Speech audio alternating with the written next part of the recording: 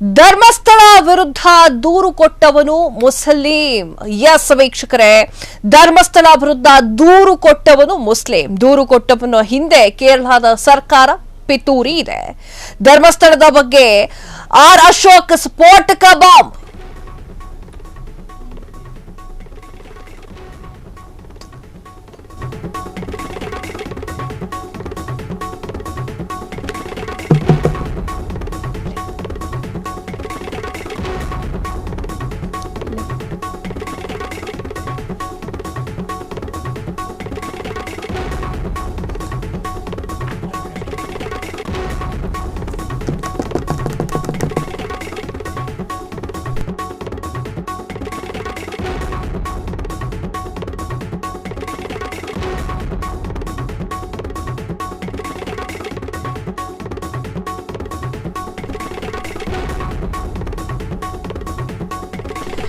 ಧರ್ಮಸ್ಥಳ ವಿರುದ್ಧ ದೂರು ಕೊಟ್ಟವನು ಮುಸ್ಲಿಂ. ದೂರು ಕೊಟ್ಟವನ ಹಿಂದೆ ಕೇರಳ ಸರ್ಕಾರ ಪಿತೂರಿ.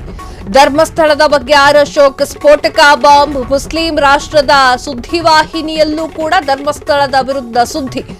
ಅವನು ಬುರುಡೆ ತೋರಿಸ್ತಾನ, ಬುರುಡೆ ಬಿಡ್ತಾನ.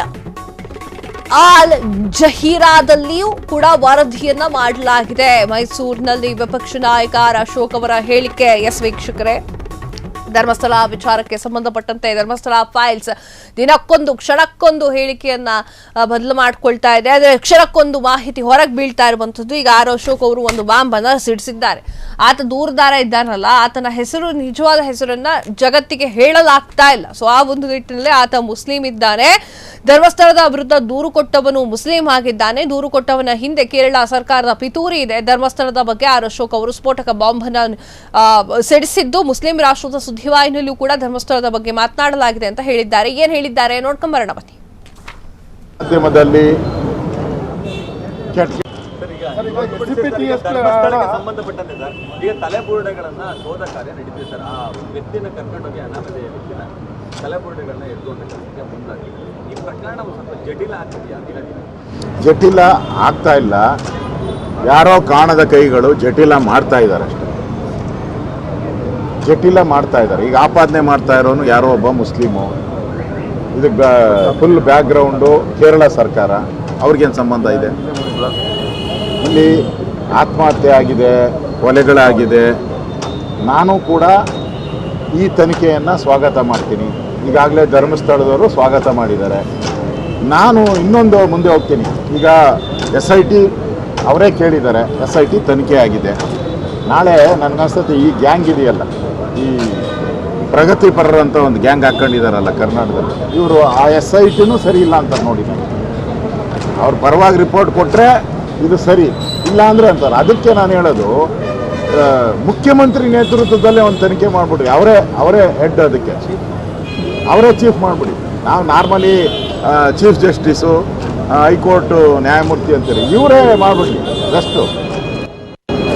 ಇಲ್ಲ ಅಂತ ಹೇಳಿದ್ರೆ ಇದ್ರ ಹಿಂದೆ ಇದೆಯಲ್ಲ ಕಾಣದ ಕೈಗಳು, ಇನ್ನೊಂದು ಕಿತಾಪತಿಯನ್ನು ಮಾಡ್ತೀವಿ.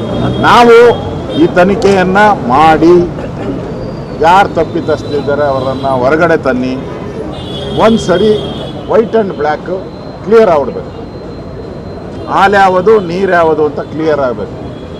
ಆ ಮಾನಸಿಕ ಸ್ಥಿತಿಯಲ್ಲಿ ನಾವು ಇಡೀ ಕರ್ನಾಟಕ ಜನ ಇದ್ದೀರಿ. ತನಿಖೆ ಆಗಲಿ, ಸತ್ಯಾಂಶ ಹೊರಬರಲಿ.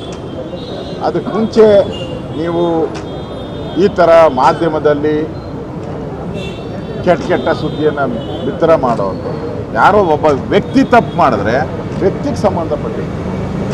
ಧರ್ಮಸ್ಥಳದ ಮಂಜುನಾಥ ಏನು ಸಂಬಂಧ ಇಲ್ಲ ಇಲ್ಲಿ. ನೀವು ಅನ್ನೆಸೆಸರಿ ಧರ್ಮಸ್ಥಳದ ಮಂಜುನಾಥನ ತರ್ತಾ ಇದ್ದೀರ.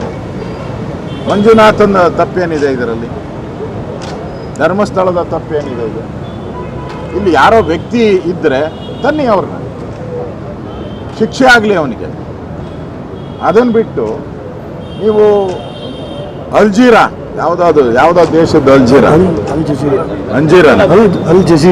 ಜಜೀರಾ ಆ ದೇಶದಲ್ಲೆಲ್ಲ ಹೋಗ್ತದೆ. ಆ ದೇಶಕ್ಕೂ ಧರ್ಮಸ್ಥಳಕ್ಕೆ ಏನು ಸಂಬಂಧ? ಕೇರಳದಲ್ಲಿ ಹೋಗ್ತೈತೆ. ಅಂದರೆ ಇದೊಂದು ಪಿತೂರಿಯ ಒಂದು ಭಾಗ ಅಂತ ಅನಿಸ್ತೈತೆ.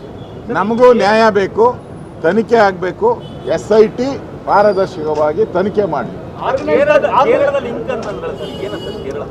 ಕೇರಳದ ಲಿಂಕ್ ಇದೆ ಅಂತ ಹೇಳಿ. ಏನಿಲ್ಲ ಬಿಡ್ರ, ನೀವೇ ದಿನ ಹುಡುಕ್ತೀರಿ. ಬುರುಡೆ ಹುಡುಕ್ಲಿ, ಆಮೇಲೆ ನೋಡೋಣ. ಈಗ ಅವನು ಹೇಳಿರೋ ವ್ಯಕ್ತಿ ಬಂದು ಎಷ್ಟೆಷ್ಟು ಬುರುಡೆ ಕೊಡ್ತಾನೆ ಅದೆಲ್ಲ ಪರೀಕ್ಷೆ ಆಗಿ ಅವನು ಬುರುಡೆ ಕೊಡ್ತಾನ ಬುರುಡೆ ಬಿಡ್ತಾನ ಎಲ್ಲ ತನಿಖೆಯಲ್ಲಿ ಬಂದ್ಬಿಡುತ್ತೆ. ಬರಲಿ, ಅದು ಬಂದ ಮೇಲೆ ನಾವು ಅದಕ್ಕೆ ರಿಯಾಕ್ಟ್ ಸರ್. ಇನ್ನೊಂದು ಕೊನೆಯದು ಸರ್, ಈಗ ನಟಿ ರಮ್ಯಾ ಅವರು ಸೋಷಿಯಲ್ ಮೀಡಿಯಾದಲ್ಲಿ ಒಂದಷ್ಟು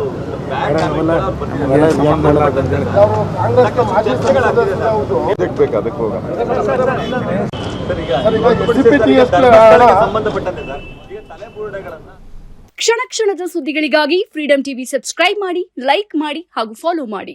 ಹೊಸ ಸುದ್ದಿಗಳ ನೋಟಿಫಿಕೇಶನ್ಗಾಗಿ ಬೆಲ್ ಐಕಾನ್ ಮೇಲೆ ಕ್ಲಿಕ್ ಮಾಡಿ.